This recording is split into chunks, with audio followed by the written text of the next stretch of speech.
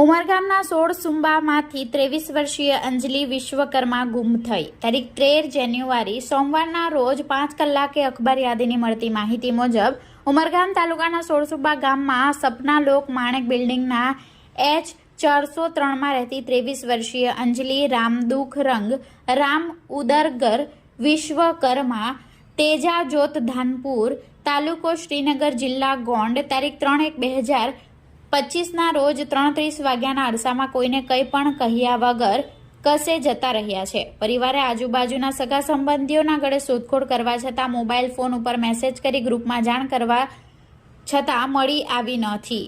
ગુમ થનાર અંજલિ મધ્યમ બાંધો ગૌવર્ણ 5 ફૂટ ઊંચાઈ ધરાવે છે. ઘરેથી નીકળતી વેળાએ લાલ કલરની કુર્તી, કાળા કલરની લેગિન્સ અને કાળા કલરની સ્લીપર પહેરી છે, જે હિન્દી ભાષા બોલી તથા વાંચી શકે છે.